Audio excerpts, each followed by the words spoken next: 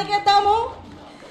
Kubera black buster success మీట్లో ఇంత అద్భుతమైన చిత్రాన్ని మనందరికీ అందించిన టీం మొత్తాన్ని అభినందించడానికి బోలెడంత మంచి మనసుతో ఇక్కడికి విచ్చేసినటువంటి మా కుబేరుడు చిరంజీవి గారికి సాదర స్వాగతం పలుకుతూ జాన్వి గారిని, రామ్మోహన్ గారిని బొకేతో స్వాగతించవలసిందిగా రిక్వెస్ట్ చేస్తూ ఉన్నాము.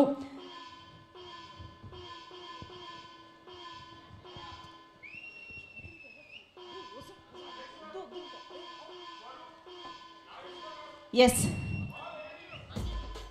ఒక్కసారి మ్యూజిక్ కట్ చేయండి ఫోటో ఆప్ అయ్యేదాకా. యా,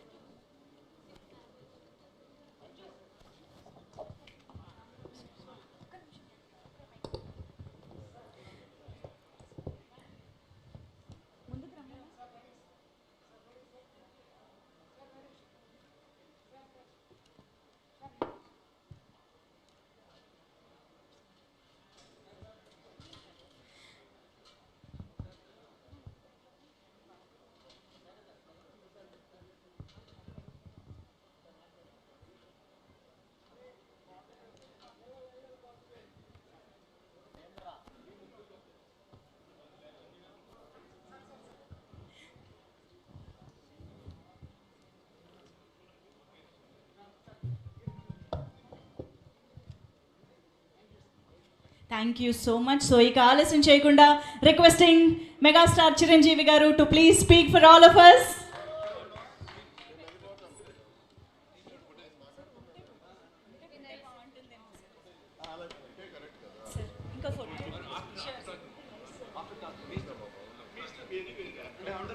యా, ఇప్పుడే తీసేసుకుందాం sir. Yes, so yes, Shekhar sir తన టీం మొత్తం తోటి చిరంజీవి గారితో సహితంగా ఒక ఫోటో కావాలని కోరుకుంటూ ఉన్నారు with sir's presence. Yes, Chiranjeevi గారితో కలిసి శేఖర్ సర్స్ టీం మొత్తం కూడా ఒక ఫోటో తీసుకోబోతూ ఉన్నారు. Along with of course Nagarjuna sir and Dhanush గారు.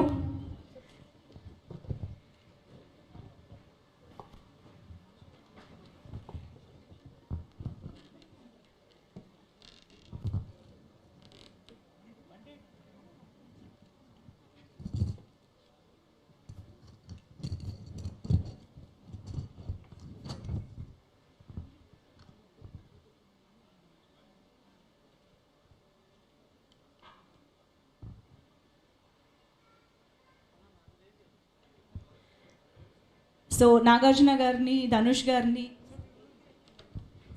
రష్మిక గారిని, దేవిశ్రీ ప్రసాద్ గారిని అందరినీ వేదిక పైన ఉండవలసిందిగా రిక్వెస్ట్ చేస్తూ మిగతా వారందరూ can please have your seats. So yes, ఇక ఆలస్యం చేయకుండా sir, yes, waiting for your words. అందరికీ నమస్కారం. ఈ క్షణం ఇది నా సక్సెస్ మీట్లా అనిపిస్తుంది. అలాంటి ఓవర్వెల్మింగ్గా నేను ఒక ఆనందం పొందుతున్నాను. ఎందుకో తెలీదు, ఇక్కడ కావలసిన ఉన్న వాళ్ళందరూ కూడా నాకు ఎంతో కొంత ఎప్పటి నుంచో పరిచయం ఉన్నవాళ్ళు, ఎంతో ఆప్యాయత పంచుకున్నవాళ్ళు. సో వాళ్ళ ముఖంలో ఆనందం చూస్తుంటే కనుక ఇది నా ఆనందంలో అనిపిస్తుంది. ఈ సక్సెస్ మీట్ నా సక్సెస్ మీట్లా అనిపిస్తుంది. అండ్ ఇక్కడ గెస్ట్గా రాలేదు, మీలో ఒక పార్ట్గా, మీలో ఒక మీ ఆత్మీయుడిగా ఇక్కడికి వచ్చాను. అండ్ ఈ సినిమాకి ముందు నేను కలిసినప్పుడు ఎట్లా ఉంది, ఏంటి సినిమా మీది రాబోతుంది కదా అంటాను. డిఫరెంట్ క్యారెక్టర్ నేను అటెంప్ట్ చేశాను. And Dhanush is a lead character. అంటే అదే నాకు ఎట్లాగా ఒప్పుకున్నామంటే తెలియదండి. రెగ్యులర్గా ఈ హీరో క్యారెక్టర్స్ ఇలాంటివన్నీ చేస్తూ నాకు ఎక్కడో కొంచెం డిఫరెంట్గా చేయాలి ఉంది, కొత్త హొరైజన్ గేట్లు ఓపెన్ చేయాలనిపిస్తుంది. ఈ సినిమా నాకు అలా ఉపయోగపడుతుందని అనిపిస్తుంది. అంటే దాని వాళ్ళ సినిమా చూశారు, అది 100% కరెక్ట్. తను కూడా అదే అక్నాలెడ్జ్ చేశాడు. ఈ సినిమా తర్వాత ఒక 40 ఏళ్ళు ఉంటాను ఇందాక తను అన్నమాట వాస్తవం. నటుడుగా ఎంత ఎక్కువ కాలం మనం జీవిస్తాం అనేది తప్ప ఒక హీరోగానే పట్టుకొని ఇలాగే ఉండాలి అనుకోవడం అనేది కరెక్ట్ కాదు. అండ్ ఇలాంటి క్యారెక్టర్ ఎంత బాగా చేశాడంటే తర్వాత చెప్తాను. సో ఫస్ట్ ఆఫ్ ఆల్ ఇట్లాంటి సినిమా శేఖర్ కమ్ముల ఏ ధైర్యంతో నాగుని అడిగాడు, నాకు ఏమి ఊహించుకుని ఫ్యూచర్లో ఈ క్యారెక్టర్ చేస్తాను ఒప్పుకున్నారు. ఇదే ఫస్ట్ సక్సెస్ అని భావిస్తున్నాను ఈ సినిమాకి. ఆ తర్వాత ఇంకా ఈ క్యారెక్టర్ ధనుష్ తప్ప ఇంకెవరిని ఊహించుకోలేము. ధనుష్ ఒక్కడే దీనికి న్యాయం చేయగలడు.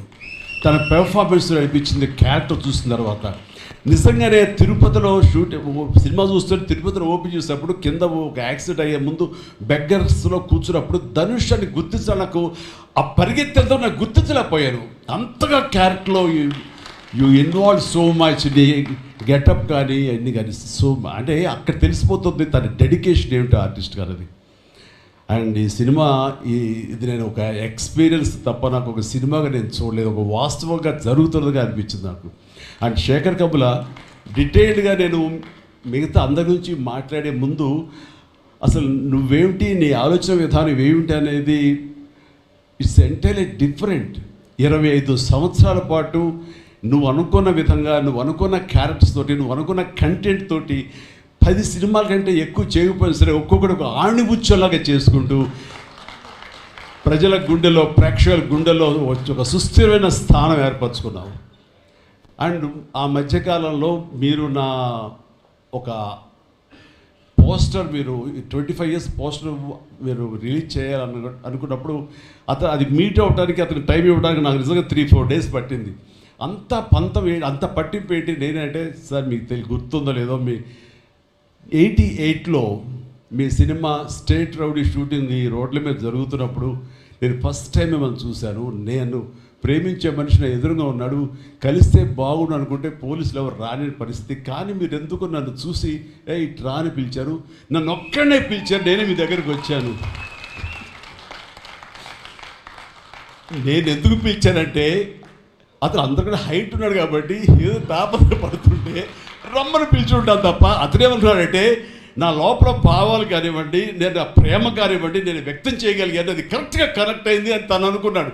బట్ ఏమనుకున్నా సరే వచ్చిన తర్వాత నన్ను మీట్ అయిన క్షణం ముందు వరకు భవిష్యత్తులో ఏం చేయాలో తెలీదు, ఎడ్యుకేషన్ ఉంది కాబట్టి ఎటు వెళ్ళాలో తెలియనటువంటి 17-18 years ఉంటాయి అప్పుడు అతనికి. 36 years అయిపోయింది కలిసి, ఫస్ట్ టైం కలిసి. ఆ క్షణాన నన్ను చూడగానే, నాతోటి కూర్చోగానే, నాతో మాట్లాడగానే, నేను నా షేక్ హ్యాండ్ తీసుకోగానే ఆ క్షణం డిసైడ్ అయిపోయింది. యాంబిగ్యూటీ డౌట్ లేదు, ఖచ్చితంగా నేను సినిమా ఇండస్ట్రీలో సెటిల్ అవ్వాలని ఆ రోజు నిర్ణయించుకొని తను చెప్పడం అనేది నాకు ఎనలేని సంతోషంగా ఉంది. నేను గర్వించే, నన్ను ప్రేమించే మనిషి, నన్ను అభిమానించే మనిషి ఈ రోజున ఈ స్థాయిలో ఉండి ఇంతమంది చేత ప్రశంసలు పొందుతున్నాడంటే కనుక హ్యాట్స్ ఆఫ్. ఇది గర్వం నీవు కాదు, నీలాంటి వ్యక్తి నన్ను ఇన్స్పిరేషన్గా తీసుకుని ఇందులో ఇండస్ట్రీ వచ్చి నీ సొంత టాలెంట్ తోటి, నీ సొంత ఆలోచనతోటి, నీ కమిట్మెంట్ తోటి ఈరోజు ఈ స్థాయికి ఉన్నందుకు ఫస్ట్ ఆఫ్ ఆల్ ఈ సిల్వర్ జూబ్లీ ఇయర్ సందర్భంగా మనస్ఫూర్తిగా నా అభినందనలు మరొకసారి తెలియజేస్తాను శేఖర్ కమ్ముల ప్లీజ్. అంటే శేఖర్ కమ్ముల సినిమాలు నేను ఎప్పుడు చూస్తూనే ఉన్నాను, అన్నీ చూస్తాను దాదాపుగా. అది వాస్తవానికి నిజానికి చాలా దగ్గరగా అనిపిస్తాయి. అంటే తన ఫస్ట్ పిక్చర్ చూస్తుంటే ఆ క్యారెక్టర్స్ ఆనంద్, రూప వీడు ఎలాగున్నారు, ఇంకా ఉండుంటారు కదా అని ఆ క్యారెక్టర్స్ కనబడి తప్ప ఆ యాక్టర్లు కనబడరు. వాళ్ళ తర్వాత చేసే సినిమాలు మనకు గుర్తుకు రావు, దీంతో కనెక్ట్ అవ్వదు. అలాగే ఫిదా, భానుమతి, వరుణ్, అలాగే ఈ ప్రతిభలో శ్రీరామ్, గోదావరిలో శ్రీరామ్, సీతా మహాలక్ష్మి, ఈ క్యారెక్టర్స్ కనపడతాయి. ఎందుకో చూడండి ఈ సినిమాలో కూడా ప్రతి ఒక్కడు ధనుష్ని దేవా అంటున్నారు, నా ఫ్రెండ్ ఏమో దీపక్ అంటున్నారు తప్ప పేర్లు పెట్టి ఎవరు పిలవట్లేదు, గుర్తుంచుకోవట్లేదు. గొప్పని దేవాను వస్తుంది. నాకు అలాగే అనిపిస్తుంది ఇప్పుడు. అంటే క్యారెక్టర్ని అంతగా ప్రొజెక్ట్ చేస్తారు. ఇంతకంటే బెస్ట్ ఎగ్జాంపుల్ లేదు. ఎప్పుడో చూసి సినిమాలకి ఆ క్యారెక్టర్స్ పేరు, నా సినిమాలో నా క్యారెక్టర్స్ నాకు పేరు గుర్తుండవు నాకు. అలాంటిది తన సినిమాలో క్యారెక్టర్స్ ఇప్పటికీ గుర్తున్నాయి నాకు. రూప అనే పేరు ఎందుకు గుర్తుంది? అందులో తండ్రి పాత్ర మెంటల్గా రిటార్టెడ్ రూపాన్ని పిలుస్తాడు. ఆనంద్ అఫ్కోర్స్ హీరో పేరు, అది గుర్తుండిపోయింది. అట్లాగే వరుణ్ సినిమాలో ఫేదాలో భానుమతి సెపరేట్ కేజ్ అంటుంది కదా ఒక డైలాగు, సెపరేట్ పీస్ ఏదో అంటుంది. అలాగే హైబ్రిడ్ పెళ్ళి అంటుంది. అలాగా తన క్యారెక్టర్స్ గుర్తుండిపోతాయి, అది తన గొప్పతనం. అవి వాస్తవికంగా ఎక్కడో ఇంకా ఉండుంటాయి, వాళ్ళు ఎక్కడో జీవించి ఉంటారు అన్న ఫీలింగ్ ఇస్తుంది. అలాంటి రియల్గా అతని కాన్సెప్ట్ కానీ అది చెప్పాలంటే అదొక పిచ్చి. నేను అనుకున్నది తప్ప ఇంకోలాగా కాదని. ఇందాక నాకు అన్నారు కదా, నేను మామూలుగా ఎప్పుడు నడిచొచ్చే విధంగా నడుచుకుంటూ వస్తుంటే నాకు అలా వద్దు ప్లీజ్ దయచేసి మీరు నా క్యారెక్టర్ నడవాలి. నీ క్యారెక్టర్ నడవాలంటే ఎలా నడవాలి తెలియదు, నాకు వచ్చిన నడకే ఇది అని చెప్పి ఇందాక ఇద్దరు అనుకుంటాం. నాకు తెలిసిన నడకే ఇది కాదండి, మీరు హీరోలా నడుస్తున్నారు, స్టైలిష్గా నడుస్తున్నారు. నేను స్టైలా, నేను హీరోలాగనా అని అంటే కాదు అంటూ ఆ క్యారెక్టర్ చూస్తుంటే నాకు మీరు చాలా డిఫరెంట్గా కనపడ్డారు. నాకు రెగ్యులర్గా కనపడలేదు. మీకుండే ఆ కింగ్ నాగ్ కానీ ఆ గ్లామర్ మన్మధుడు యొక్క స్టైల్లో ఒక చామ్ ఉంటుంది కదా, ఈ సినిమాలో అది కనపడకుండా జీవితంలో నలిగిపోయినటువంటి, మానసికంగా ఫిజికల్గా నలిగిపోయినటువంటి ఒక మనిషి కనపడుతున్నారు. అది మీ క్యారెక్టర్.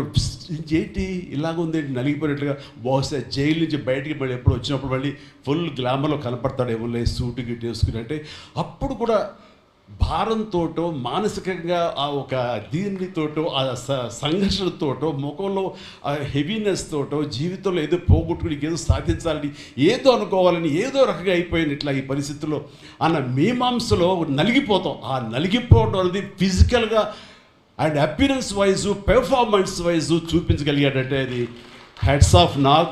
మీరు అన్నట్లుగా ఇది మీకు డిఫరెంట్, ఇంకో కోణం నుంచి మీకు హొరైజన్ మీకు ఓపెన్ అయ్యింది, ఇంకొక డోర్ ఓపెన్ అయ్యింది. తద్వారా బోల్డ్ అండ్ ఫెంటాస్టిక్ క్యారెక్టర్స్ వస్తాయి. అండ్ మీరు అనుకున్నది ఉంటుంది, మీ లాంజివిటీ ఇంకా పెరుగుతుంది అనుకుంటున్నాను. మీ దోవలో నేను కూడా మీకు సమంగా నేను వచ్చేస్తాను నేను అనుకుంటున్నాను.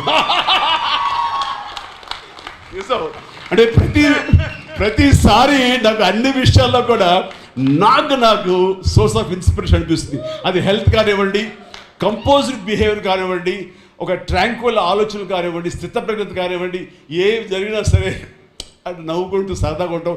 ఇవన్నీ చూస్తుంటే నాకు ఎంత ప్రశాంతంగా ఉంటాడు, ఎంత మానసికంగా ఉంటుందని.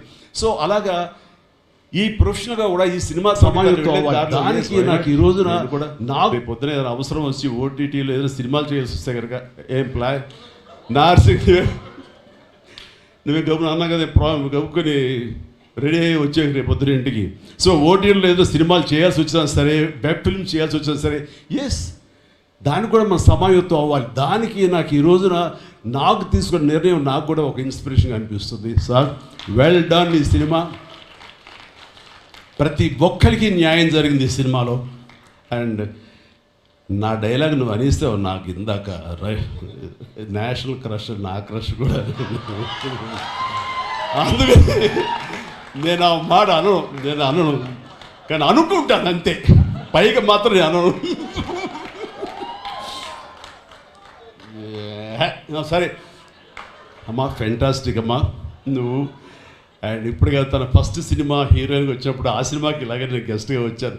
ఆ రోజు నుంచి తన్ని అబ్జర్వ్ చేస్తుంటే నటనా పరంగా కానివ్వండి, తన ఇమేజ్ పరంగా కానివ్వండి, day by day film after film ఎక్కడికో వెళ్ళిపోయింది. ఇది నేషనల్ క్రష్ కాదు, ఇంటర్నేషనల్ క్రష్ అయిపోయింది అమ్మాయి.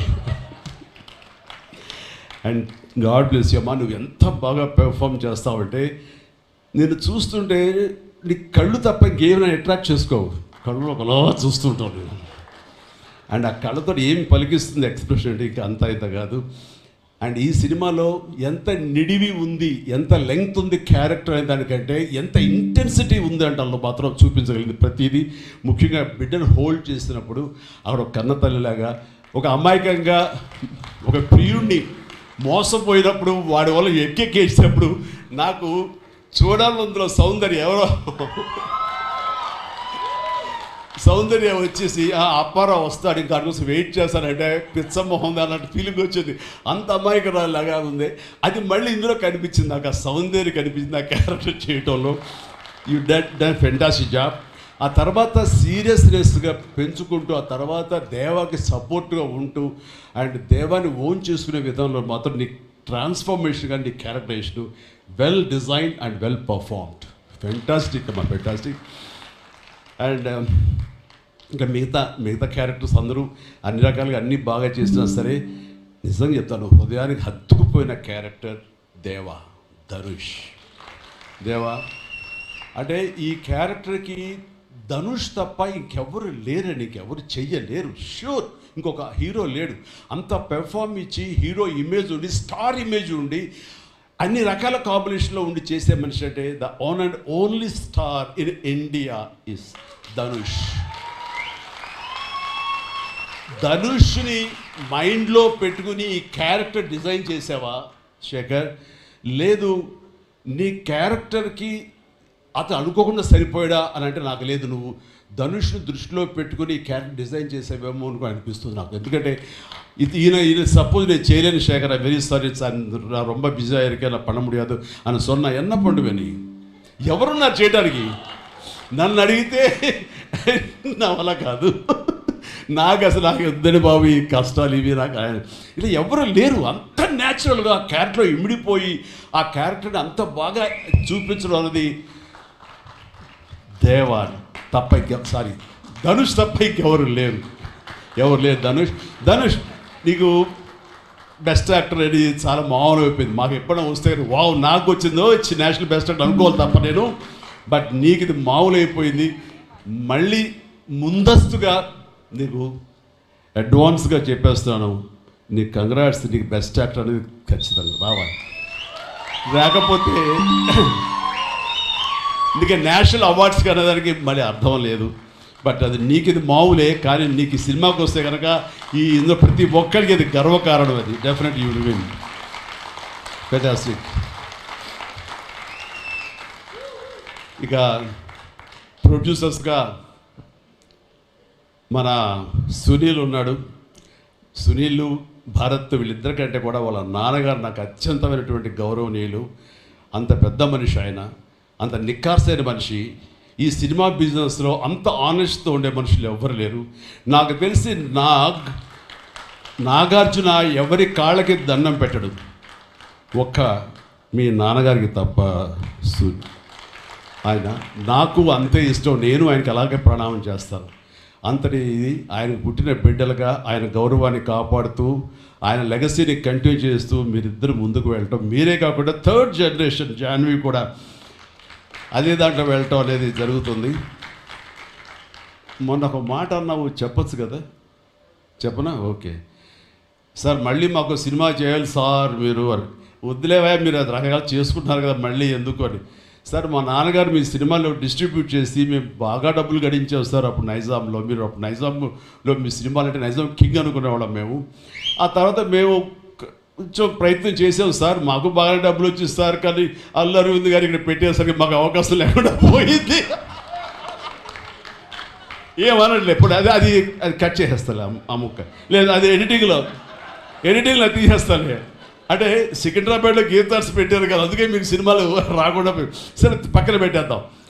ఆ తర్వాత మీ థర్డ్ జనరేషన్ జాహ్నవి సినిమా తీసి ప్రొడ్యూసర్గా అమ్మాయి రావాలనుకుంటుంది అనుకున్నప్పుడు I wish all the best for her. ఇప్పుడు కలుస్తాను అన్నాను, అదేదో మీరు ఇస్తే మీతోటి అమ్మాయి అడిగిన 3 జనరేషన్స్లో మా ఫ్యామిలీతోటి మంచి సంబంధం ఉన్నట్లు అవుతుంది అన్నారు. పాప మీ నాన్న అడిగారు, ఇంటికి వచ్చి చెప్పారు లేదో నాకు తెలియదు, బట్ వీఆర్ డూయింగ్.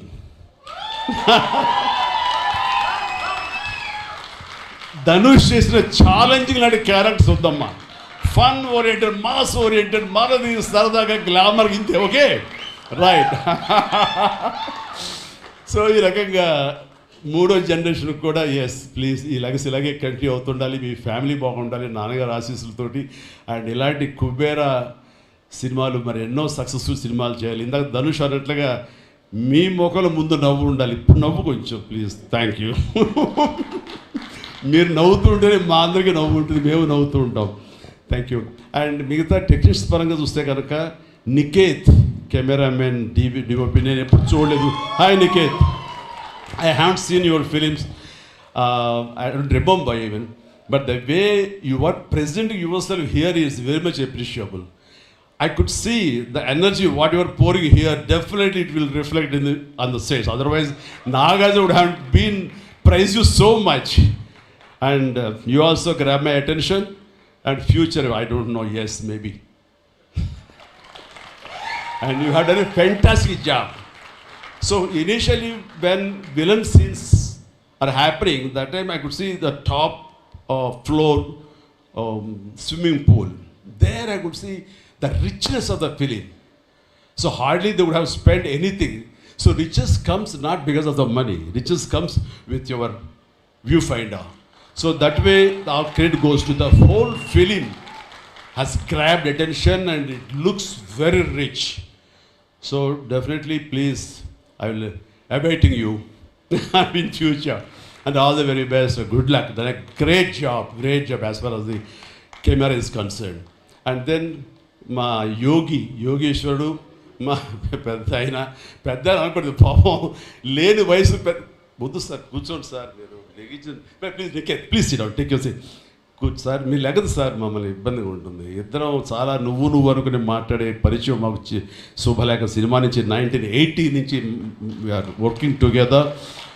ఈ మధ్యకాలం వరకు కూడా ఎప్పుడైనా సెట్గా వస్తాడు రాగానే సినిమా అడుగుతాడేమో నెక్స్ట్ సినిమా ఏం చేద్దాం అడుగుతాడంటే బాబాయ్ ఈసారి మీ ఇంటి నుంచి నాకు ఆవకాయ పచ్చడి రాలా అంటాడు. Mango pickle, as for mango pickle from my house. So ఈసారి పంపించాను బాబు, వస్తుంది. శుభం, ఫెంటాస్టిక్. నువ్వు ఈ వయసులో కూడా ఇంత బాగా పనిచేస్తున్నావు, ఇంత కష్టపడుతున్నావు అంటే కనుక అవసరమా అనిపిస్తుంది. రిటైర్ అవ్వచ్చు కదా, హ్యాపీగా రెస్ట్ తీసుకోవచ్చు కదా అని. కానీ మన సోల్స్ అవే రిటైర్మెంట్ అది తీసుకోలేము. కష్టపడి పనిచేయటంలోనే మనకు ఆనందం ఉంటుంది. కష్టపడి పనిచేయటంలోనే ఈ ఇష్టమైన పురుషుల్లో మనం ఉంటాం. మన లాంజివిటీ ఉండాలి అంటే మనం ఇందులోనే ఉండాలి ఖచ్చితంగా. అండ్ భగవంతుడు ఇంకా సంపూర్ణ ఆయురారోగ్యాలు ఇవ్వాలి. నాన్నగారు ఆయన పనితనం నాకు గుర్తుంది, ఆయన దగ్గర కూడా పనిచేశాను నేను. అలాగే ఇప్పుడు నీతో కూడా పని కొనసాగిస్తున్నాను. అండ్ ఈ సినిమాలో నువ్వు పార్ట్ అవటం అన్నది it is great, wonderful Tharani, please. And ఇక్కడ చూస్తుంటే యంగ్స్టర్స్ ఎంత ఎంతూజియాస్టిక్గా ఉన్నారంటే వాళ్ళందరినీ పేరున నేను పిల్లలని కానీ యంగ్స్టర్స్ అంటే ఇండస్ట్రీ ఎంత ఫ్రెష్గా ఎంత యంగ్స్టర్స్ తోటి ఎనర్జీతో ఉంది అంటే అంత అయితే కాదు. నాకు అనిపిస్తుంది అబ్బా మన ఇండస్ట్రీ ఏమైనా ముసలిదైపోయిందా అని అనిపిస్తుంది అప్పుడప్పుడు అద్దంలో మమ్మల్ని మేము చూసుకుంటూ. కానీ ఈరోజు ఇక్కడ చూస్తుంటే కనుక ఇంతమంది యంగ్స్టర్స్ తోటి అండ్ చాలా బబ్లింగ్గా చాలా బాగుంది. ఈ ఇండస్ట్రీ కొనసాగాలి ఎలాగే అంటే కనుక మీలాంటి యంగ్స్టర్స్ రావాలి. ఇలాంటి యంగ్స్టర్స్ వల్లనే మేమంతా పుంజుకుంటాం.